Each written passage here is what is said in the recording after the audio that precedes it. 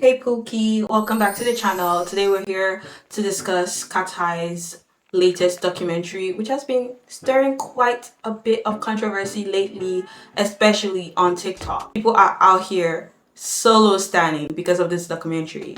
I know you probably don't know what's going on, but I will explain everything that went on and give you guys my opinions, and you can also give me your opinions because we're besties, obviously. If you've watched the show or heard about it, you know there's been a negative impact on the contestants involved. So let me break down why I believe hype needs to hit pause on these documentaries. Okay, because these documentaries are meant to encourage their idols, they're meant to showcase their idols, but instead it's doing the opposite. It's literally harming the idols that they're supposed to showcase. And let me tell you, this documentary is no different, okay? Because I don't know, with hype documentaries, it's always a mixed bag. On one hand, it showcases the behind the scenes look and how everything came together. But on the other end, they seem to amplify drama and conflict to attract viewers. The Americans experience what a Slovak would experience all the time. We don't ever get represented ever. And even the people that are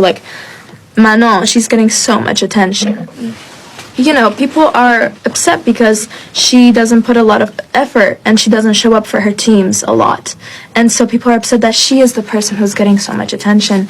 It's not based on anything right now. It's just because she's pretty, and that's true. She is pretty. Is Manon here? No, she's not here. Okay. I know this approach might be good for TV, but it's not compelling for the idols involved. Just search Cat's Eye on TikTok and you'll see exactly what I'm talking about. This series painted the Kateye'S members and the contestants from Dream Academy in a very terrible light. It's like they're trying to bring out villainous attributes about these people, when in reality they're just in a high stakes competition, which is very normal. It's literally normal for people to act out in competitions, because I'm not gonna lie, competitions bring the worst in people. And it certainly doesn't help that the contestants did not know that they were signing up for a Survivor show. So definitely emotions are heightened, okay? I don't know how I would feel if I was put in that situation. No, because imagine being in their shoes. You think you're going for a training program and then you realize that it's a Survivor show where only a few of you will make it through. Something about this doesn't sit right in my spirit. I definitely would not be there to make any friends. I'm trying to be a K-pop idol. I do not give a fuck about y'all, your mommy, your daddy, your son, your friends. I don't care about friendship. So honestly, I feel like they were misled in a sense, and their emotions are heightened. The lack of transparency created a massive shift in dynamics and basically led to a lot of the contestants being frustrated and showing resentment to their members. And a prime example of this is the episode titled "The Math Ain't Mathing." Hi. How are you? Yeah.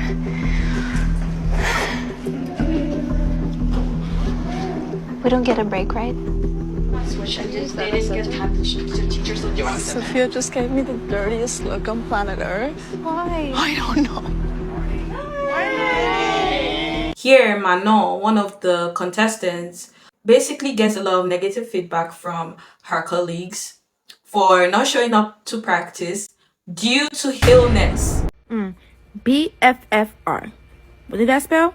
B fucking for real. And the contestants were mad because she was still ranking high due to popularity. Again, that's not Manon's fault, but I understand why they would be frustrated, especially if they're also putting in a lot of work and effort and they feel like someone else is not doing the same. However, that should not be directed towards Manon. That should be directed towards the people that made up that system, that popularity in the show matters more than the work that you put in. And I'm not saying Manon didn't put in any work. I'm just voicing out, okay, if the fact is that Manon didn't put any work, it's not her fault. She's not the one who dictated how the show should go on, basically. And this situation, which is clearly problematic, gets magnified and Manon gets to be targeted unfairly. It's not just about Manon. This type of focus or this type of narrative can distort public perception of the contestants. The documentary's portrayal of certain members, especially Sophia and Lara, has led to a lot of negative comments online. And this is just terrible for the fan base and for the group as a whole, especially if they've moved past the situation. This just revives it all, and the fans are just gonna add fuel to the fire, especially if their relationship isn't that good in the first place. And people who didn't watch the full show would be quick to label Sophia and Lara as villains because they do not have the context. And this is because TikTok freaking exists and there are clips circulating because a lot of K-pop fans do not have the brain or the mental capacity to understand that context matters. Sophia and Lara are not villains. They were voicing out their opinions. They did not attack Manon. Maybe they went about it in the wrong way, like delivery-wise. But if you were in their shoes, you'll probably react the same way or worse. So do not act like you're a saint. I don't know. That type of reaction where automatically Sophia and Lara are villains overlooks the complexities of the situation and the fact that the contestants were thrown into a highly competitive show without any preparation or any info. Like they had zero info on what they were getting into.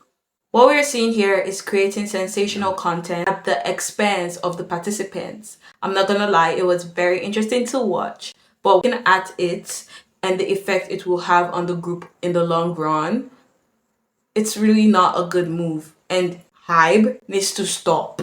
They need to hit pause. Is that they hit pause or they limit the amount of magnification they put on drama, because it has a negative effect on the group. Because the show producers seem more interested in creating drama than providing a fair and accurate representation of what each contestant or participant is going through on the show. This results in the K-pop community being divided, or the fandom of Cat's Eye being divided, and the idols being left to deal with a poorly managed show. In conclusion, Popstar Academy might have been entertaining to watch, might have been a successful show, but it's clear that it's not benefiting the participant as intended or not intended, because it seems like the producers were just trying to create drama. Hybe needs to reconsider their approach to documentaries if they truly want to support their artist, and they need to provide meaningful content that is not problematic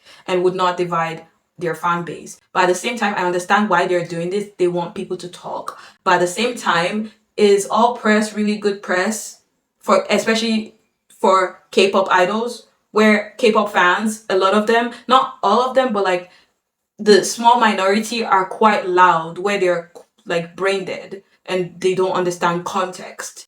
And it's sad because for now the damage has been done, and Cat's Eyes and the participants of Popstar Academy or Dream Academy are left to deal with the repercussions. Anyway, that's all for today. For those that know what I look like, hi, thank you for staying this long. Like you really are ride or die.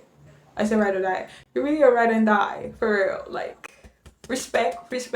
And for those that have seen my face for the first time, I hope I didn't give you a jump scare. I want y'all to actually tell me if you prefer my faceless videos or you would want me to continue making videos with my face.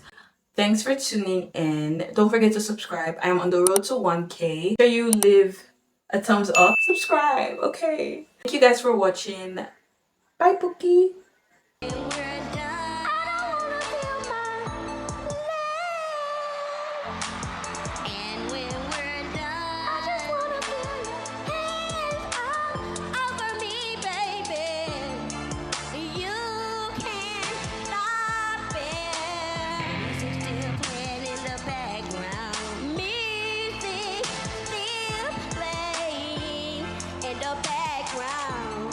True.